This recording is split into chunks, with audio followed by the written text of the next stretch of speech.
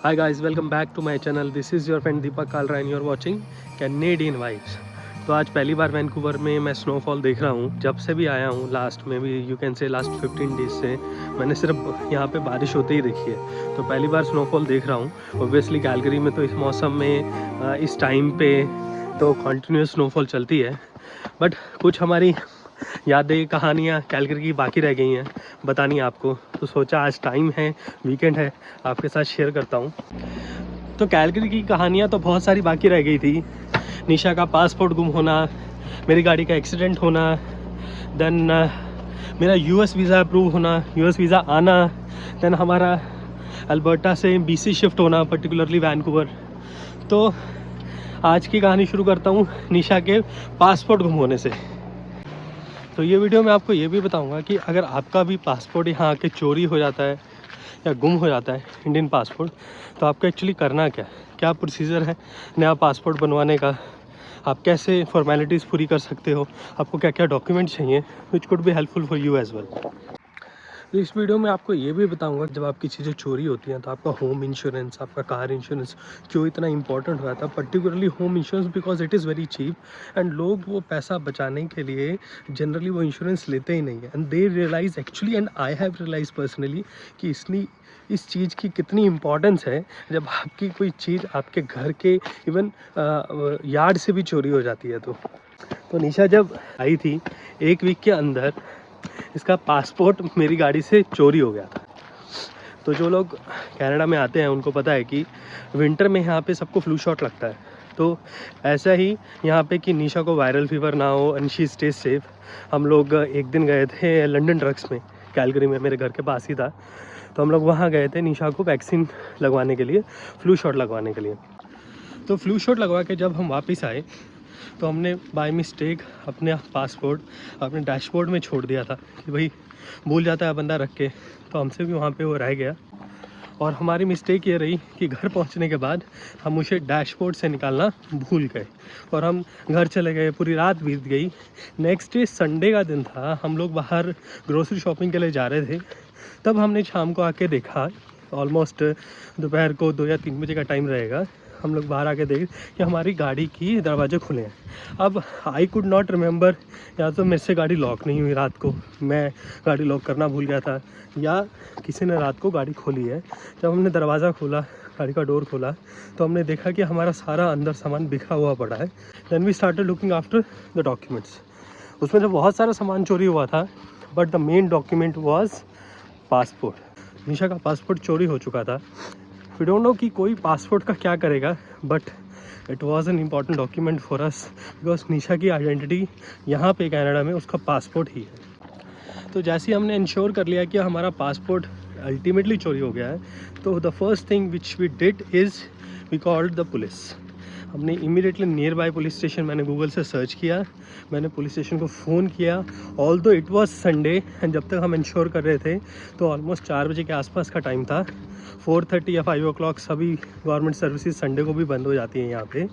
तो somebody picked the call, मैं inform him कि ऐसा ऐसा हमारा पासपोर्ट चोरी हो चुका है। उसने टाइमिंग वगैरह सब नोट की, तो उसने बोला आपको आके पुलिस स्टेशन पे आके कंप्लेन करनी पड़ेगी। तो हम immediately rush to the police station and we filed a complaint कि ऐसे ऐसा हमारा पासपोर्ट चोरी हो गया है। Now the important thing for you guys here to know is कि अगर आपका ऐसा कुछ डॉक्यूमेंट, इंपॉर्टेंट डॉक्यूमेंट चोरी हुआ है तो आपको इमीडिएटली पुलिस कंप्लेन करनी ही करनी है। And in that you have to get the occurrence number to get and generate a new passport from Indian Embassy। तो फाइनली पुलिस कंप्लेन करने के बाद, पुलिस स्टेशन जाने के बाद हमको अक्रेंस नंबर मिला। वो अक्रेंस नंबर एंड रिपोर्ट लेके हम लोग घर वापस आ गए।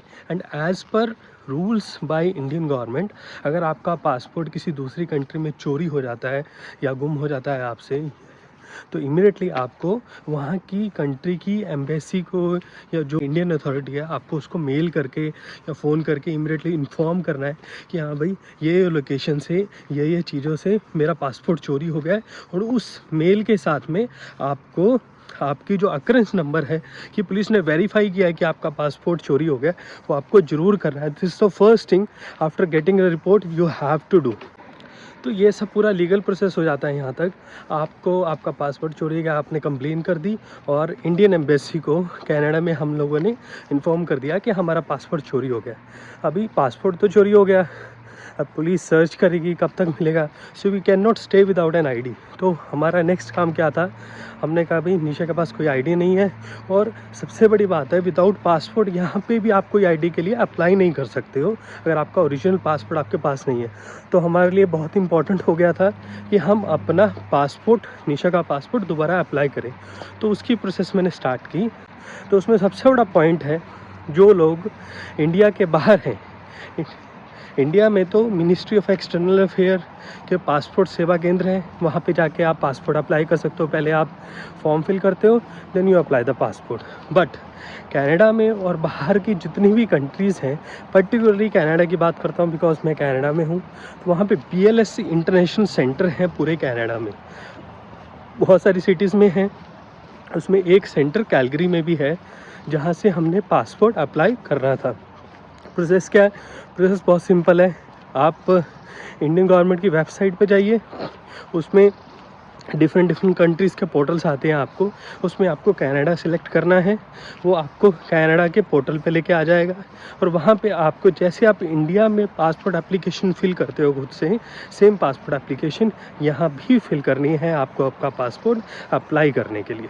अच्छा, पासपोर्ट एप्लीकेशन फिल करना इतना मुश्किल काम नहीं था, डॉक्यूमेंट्स कलेक्ट करना कोई मुश्किल काम नहीं था, बिकॉज मेरे यहाँ पे सभी डॉक्यूमेंट्स थे जो निशा को वेरीफाई करते थे कि वहाँ की लीगल रेजिडेंट है। और सबसे बड़ा प्रूफ आपको यहाँ पे लीगल रेजिडेंस का चाहिए, आपका लीज़ एग्रीमेंट। जिस जगह पे, जिस फ्लैट में, जिस घर पे रह रहे हो, यहाँ पे सब जगह लीज़ एग्रीमेंट 12 महीने का साइन करना पड़ता है, तो वो लीज़ एग्रीमेंट आपके पास होना चाहिए। तो फाइनली जो ऑनलाइन एप्लीकेशन हमने ली थी उसकी हार्ड कॉपी लेके हम पहुँच गए BLS सेंटर। BLS सेंटर में जाने के लिए आप जाने से पहले हर सिटी की अलग अलग टाइमिंग होती है, तो आप वो टाइमिंग के हिसाब से जाइएगा। उनका लंच टाइम भी होता है, वो लंच टाइम में मत जाइएगा। तो गूगल में आप ऑनलाइन सर्च करके जाइएगा उनका वर्किंग आवर्स क्या है, उस वर्किंग आवर्स के हिसाब से ही आप अपनी वहाँ पे अपॉइंटमेंट प्लान कीजिएगा। जनरली कोई ऐसे ही अपॉइंटमेंट नहीं लेनी होती है, सभी की सभी वॉक इन अपॉइंटमेंट्स होती है वहाँ पे जाने के लिए।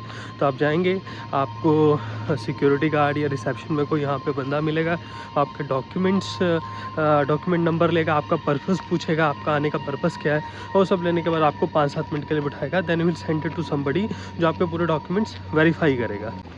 तो ये सब पूरी प्रोसेस होने के बाद में आपकी एप्लीकेशन सबमिट हो जाती है, आप पेमेंट कर देते हो, विच इज़ रफली अराउंड $250 कैनेडियन जो मैंने पे की थी निशा के पासपोर्ट के लिए। और फ़ोटोज़ वगैरह के लिए आप वॉलमार्ट से करा सकते हो, आपको वॉलमार्ट से या कहीं से भी करा सकते हो। 2x2 की फ़ोटो चाहिए होती है जो यहाँ पे जनरली लगती है सब जगह पे। It cost you around $13 to $14। तो पूरा पासपोर्ट का प्रोसीजर होने के बाद पासपोर्ट आने के लिए रफली यहाँ पे 2 से ढाई महीने लग जाते हैं। जनरली आप सरप्राइज़ होंगे जब इंडिया में होते हैं तो पासपोर्ट आपको अभी आजकल तो बहुत जल्दी मिलता है, 10 दिन के अंदर मैक्सिमम से मैक्सिमम पासपोर्ट आपको मिल ही जाता है। बट यहाँ पे आपको 2.5 से 3 महीने तक लग जाते हैं नया पासपोर्ट आने के लिए। हाँ, एक इम्पॉर्टेंट चीज़ मैं बताना भूल गया आपको, जब आप पासपोर्ट यहाँ पे अप्लाई करते हो, सेम वेरिफिकेशन फिर से पासपोर्ट की आपकी होती है आपकी होम कंट्री में, जहाँ आपका रेजिडेंशियल होम है इंडिया में। जैसे मैं पानीपत से बिलोंग करता हूँ हरियाणा में, तो मेरे घर पे वेरिफिकेशन के लिए पुलिस वाले गए थे। फिर से ही वेरिफिकेशन होने के बाद ही आपका पासपोर्ट प्रिंट होता है। तो आप इंश्योर कीजिए आप वही रेजिडेंशियल एड्रेस दें वहाँ पे आपका पासपोर्ट वेरिफिकेशन के लिए पुलिस ऑफिसर्स जा पाए। तो ये तो बात होगी पासपोर्ट की। वीडियो के शुरुआत में मैंने आपको बताया था कि इंश्योरेंस लेना क्यों इम्पोर्टेंट है और आपके लिए किस हिसाब से बेनिफिशियल आता है। ये बात अब उसकी हो रही है कि मैंने जब मेरा ये सब सामान गाड़ी से चोरी हो गया, कोई ले गया, पासपोर्ट के अलावा और भी सामान था, मेरी एक जैकेट थी वो चली गई थी। तो here this point actually comes कि इंश्योरेंस, घर का इंश्योरेंस कितना इम्पोर्टेंट हो जाता है लेना यहाँ पे कनाडा में, अगर आपका कुछ सामान वगैरह चोरी होता है तो, कि ये होना आपके कितने पैसे सेव कर सकता है। तो मैंने इमीडिएटली मेरे इंश्योरेंस को कॉल किया कि भाई मेरा घर की पार्किंग से मेरा ये सब सामान चोरी हो गया। एक क्लेम डाला, क्लेम रफली $1200-1250 का बना था।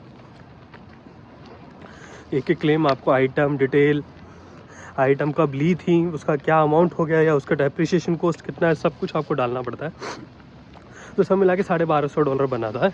बट यहाँ एक जो इम्पोर्टेंट पॉइंट है आपको बताने वाला, मेरा इंश्योरेंस में, जो होम इंश्योरेंस में मेरा डिडक्टिबल वॉज $1000। तो $1000 से ऊपर का ही कुछ होगा तो मुझे मिलेगा। तो रखली मेरा जो एक्सपेंसेस था, जो मेरा ये सब सामान चोरी हुआ था, इट वॉज $1250। तो जो $1000 का जो डिडक्टिबल था वो तो मुझे नहीं मिला, बट ऊपर के जो $250 बनते थे वो मुझे एक्चुअली मिल गए इंश्योरेंस कंपनी से। एंड एटलीस्ट उससे मेरी जो नया पासपोर्ट बनाने की जो कॉस्ट थी वो यहाँ पे आके कनाडा में कवर कर ली। तो जो लोग बोलते हैं कि होम इंश्योरेंस के क्या फ़ायदे हैं यहाँ पे आके, तो this is one of the benefit. जो आपका अगर पार्किंग से भी कोई सामान चोरी हो जाता है, because it is part of your home, तो वो आपको कवर हो जाता है and you are being paid for that. तो दैट्स ऑल।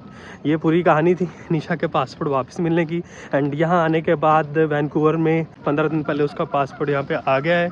हम पासपोर्ट उसका कलेक्ट कर चुके हैं, सीधा घर पे डिलीवरी हो गई है पासपोर्ट की, हमको कहीं जाना नहीं पड़ा कलेक्शन के लिए।